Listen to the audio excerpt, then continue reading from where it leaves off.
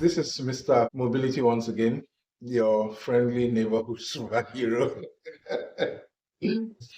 I've always wanted to be a superhero. In a different life, I'm Tony Stark. I'm also fascinated by Bruce Wayne, but he's too dark for me. Tony's wild, lively, vibrant, my kind of person. Anyway, like I mentioned in a previous video, I'm an architect by training, even though I have absconded to tech. Imagine that you live in a building here in Lagos, Nigeria, under the hot tropical sun, and that building has no air conditioner, has no AC, has no fans, but it is cool and comfortable all year round. Through the rainy season, it's cool, it's comfortable. Through the Harmattan season, it's cool, it's comfortable. As a matter of fact, the building is so comfortable that if you do not close certain windows at night when you go to sleep, you will likely wake up with a cold. Imagine that you live in a building in Lagos, Nigeria, where your electricity power bills have never crossed beyond 10,000 naira in a month, not once. And you've lived in that building for years. I imagine that it will be difficult for you to imagine. It will be difficult for you to believe it. As a matter of fact, I have discussed this with multiple people, I have mentioned it, and the first reaction is almost always disbelief. And yet, my family and I have lived in such a building here in this Lagos. No air conditioner, no fan. Yet, it is extremely comfortable all year round. And our power bills, we've never crossed beyond 10,000 naira in a month. If we were moved to the new band A tariff, our power bill will go up to maybe a maximum of 35,000 naira if we maintain the same number of hours or the same power consumption that we've had. This building does not have any solar panels installed yet. We have a basic inverter system that keeps things going when public power supply is off.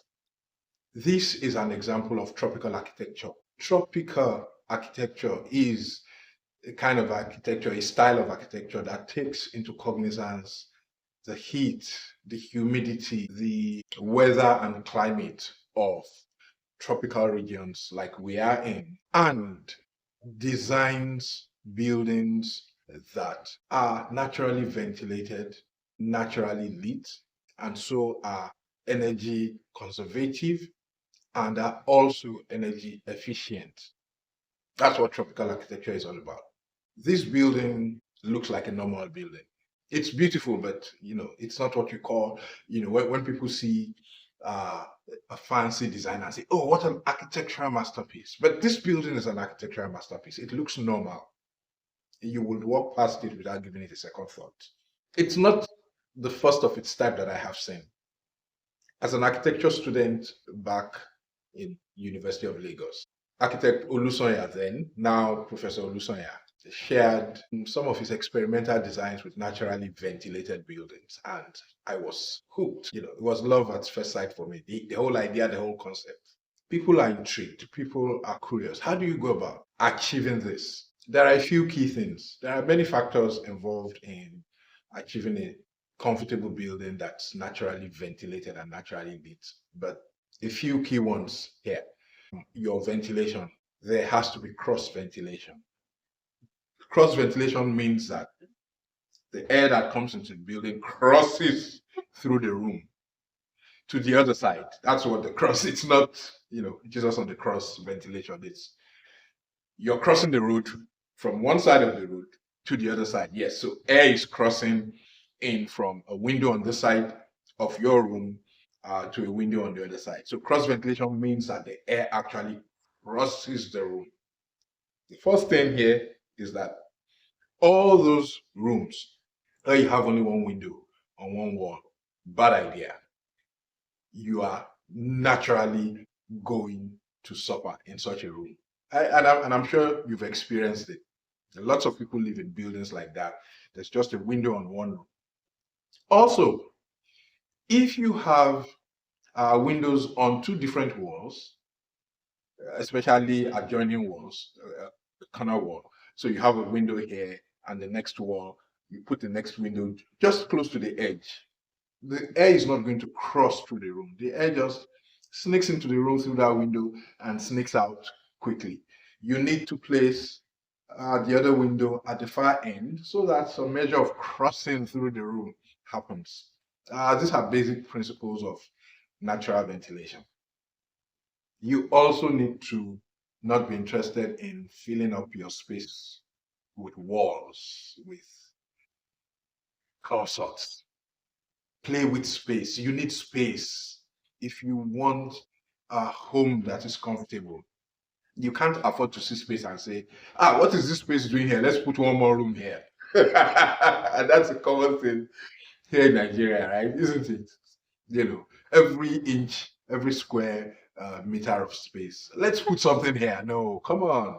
You have to ditch that. If you have enough money to build a home, please get rid of the poverty mentality. That extra space that's going to allow for air to flow through your house. Embrace it. Embrace it. Don't squeeze another room in there. Okay? Let there be space. Windows.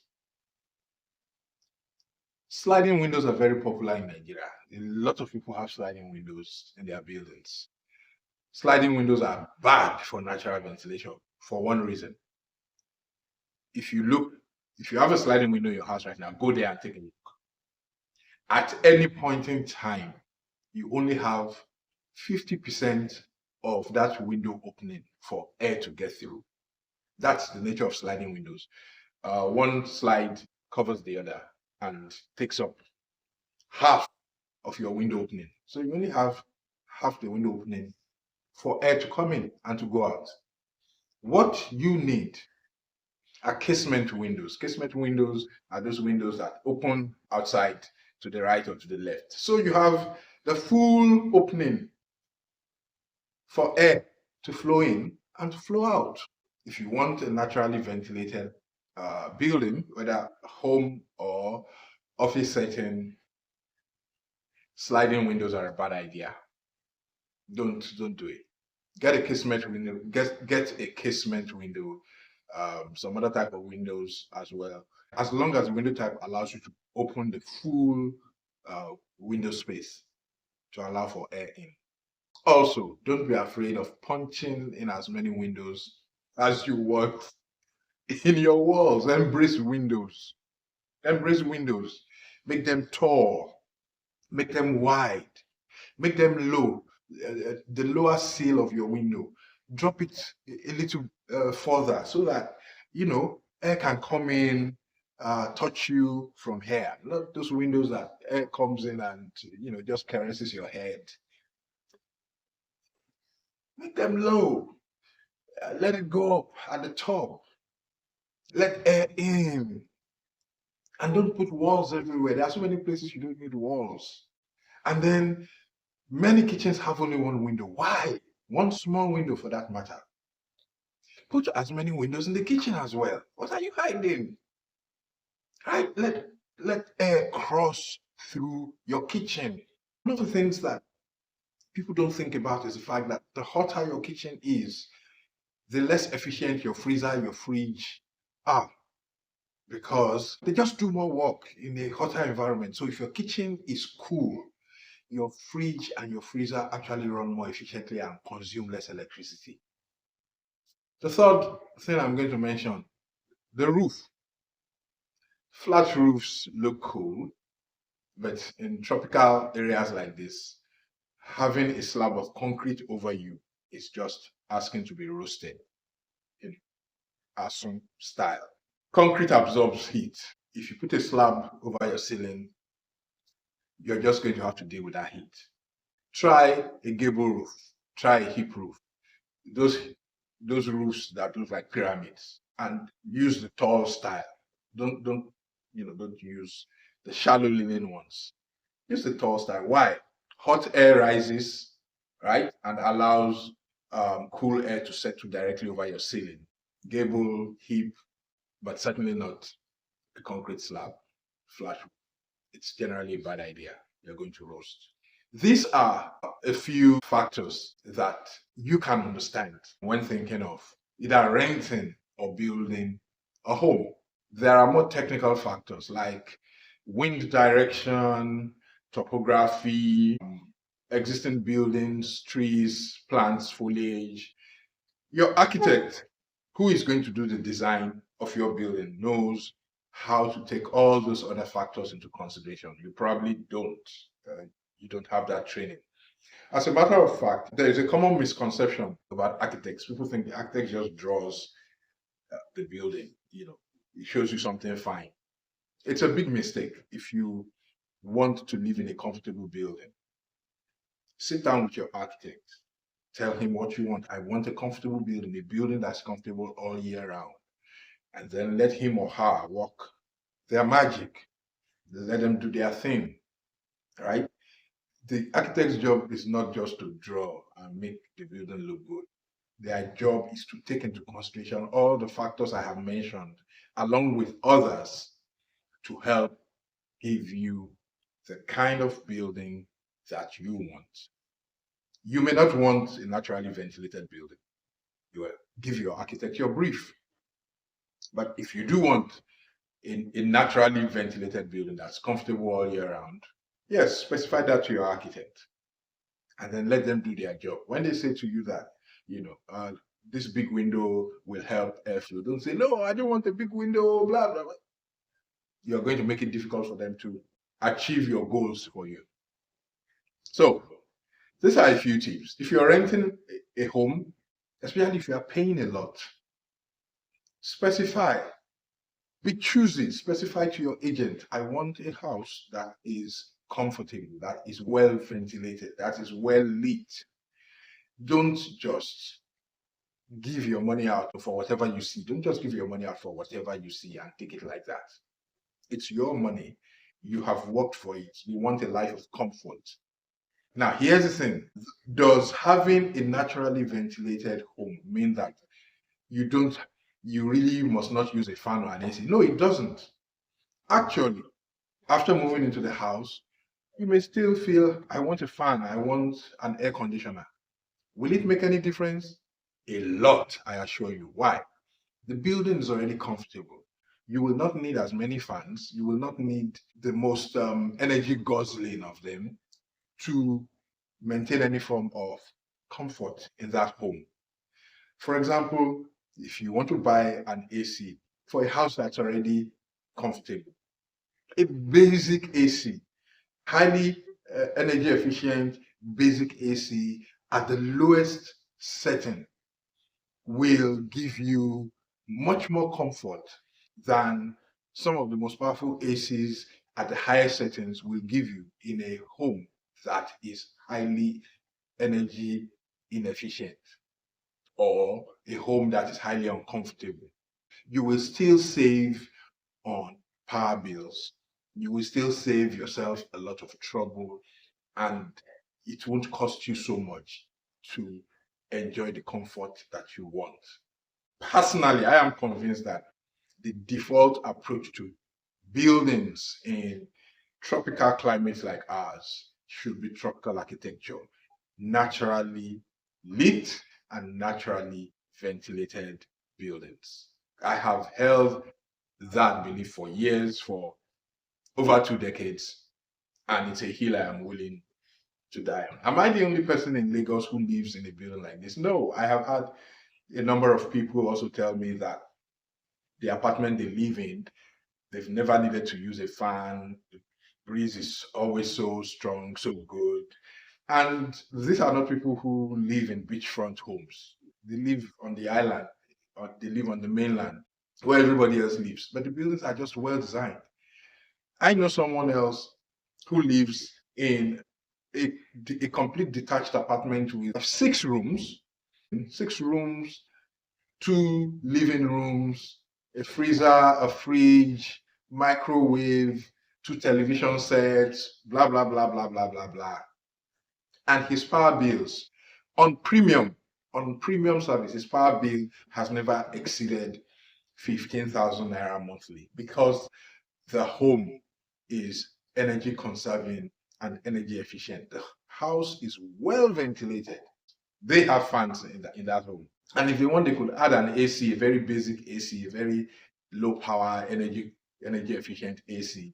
If if that works, if that's what he wants, and his bills will still be less, and the house will still be, super comfortable.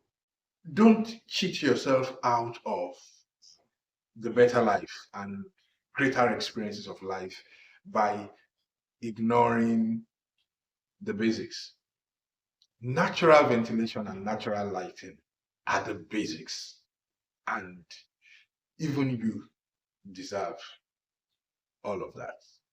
You deserve comfort. I hope that with this many words of mine, I have been able to convince you that tropical architecture is the way to go. When hunting for your next apartment, note these things. Look for these things. Whenever you're blessed enough to build your own home, pay attention to these things and ask your architect to give you a home that is comfortable and cool all year round. Like I said, the initial response to things like this is disbelief. I have a friend, the first time, I just casually mentioned, we were discussing, and I mentioned that, I didn't have fans in the house. He said, you put on the AC, and I said, oh, we don't have AC as well. He was like, what? No, that's not possible. It's not. I said, well, you know me. I don't lie about these things. I'm not someone to show off or brag about anything. But where I live, there's no single fan. There's no AC, and we're comfortable all year round. Finally, he came to visit me one day. He said, I want to experience this. He arrived around 3 p.m. This was in March. He arrived 3 p.m. and he stayed for upwards of 3 hours with us. And he sat there talking about this, saying to me, I'm sitting here now, I'm experiencing it, and I'm still wondering, how is this real? How is this possible? Even after experiencing it, he got home and tried to narrate everything to his wife. His wife said, look, you have to be lying. You have to be lying. So I understand it when people don't believe. People have questioned electricity power consumption. The one paying the bills, and we've never crossed 10,000 naira in a month power consumption. If we're moved to band A, we'll probably, by my calculations, will jump to 35,000 naira. When I hear that people spend 150,000, 200,000 per month on electricity in an apartment, I am wondering, oh, so there's this belief about how can you live in a house comfortably without fan or AC? That's not possible. There's disbelief about our power consumption, but we're living the life, and I'd just like to say to you that you may not have experienced it, but if you want this kind of life, it's doable. Thanks for watching. I'll see you next time.